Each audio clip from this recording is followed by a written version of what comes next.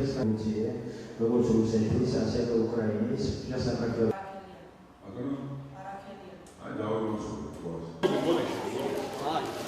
მოდი აქედან მოდი.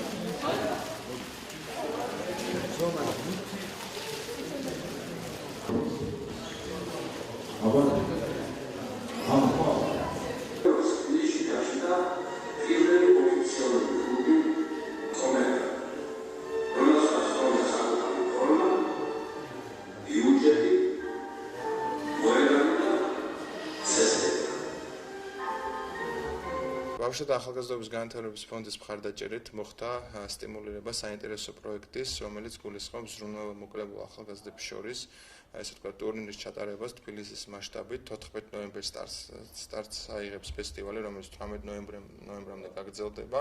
ჩაერთვებიან აღნიშნული, ესე ვთქვათ, ზრუნვა-მოკლებული ახალგაზრდები, რომელიც ესე ვთქვათ, შემდგომში გააგრძელებენ ვარჯიშს საბურთალოს სკოლაში, რა თქმა უნდა, წარმატებულ გუნდებს გულისხმობ და ვფიქრობთ, რომ მომავალში ეს ინიციატივა საქართველოს რეგიონებსაც მოიცავს და ვფიქრობთ, რომ ზოგადად მასობრივი ფეხბურთის მხარდაჭერის თვალსაზრისით მსგავსი ინიციატივების ახალისება, სტიმულირება აუცილებელია, რასაც სპორტისა და ახალგაზრდობის საქმეთა სამინისტრო აქტიურად მუშაობს და ჩვენც მომავალში გავაგრძელებთ ორგანიზაციასთან მუშაობას, რომელმაც შემოიტანეს საერთო წინადადება ახალგაზრდული მოძრაობა ჯანსაღი ცხოვრებისთვის და მსგავსი, ესე ვთქვათ, ორგანიზაციები, რა თქმა უნდა, რეგიონებში არსებობს, ჩვენ ამათ აუცილებლად დავაკავშირებთ და ესე ვთქვათ, მოხდება მასობრივი ფეხბურთის განვითარების თვალსაზრისით მნიშვნელოვანი ნაბიჯების გადადგმა.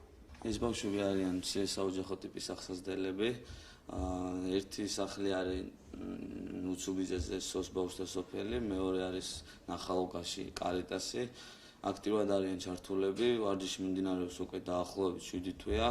ბავშვების მონდომება ძალიან დიდია, ასევე ძალიან დიდი მადლობა მინდა რომ გადავუხადო სპორტის და ახალგაზრდობის სამინისტროს და ასევე ფონდს მხარდაჭერისათვის, რომ ხორციელდება ესეთი გრანდიოზული პროექტი. რაც შეეხება ბავშვებს, რაც მთავარია, ძალიან მონდომებულები არიან, უყვართ ფეხბურთი, მიზანდასახულები არიან.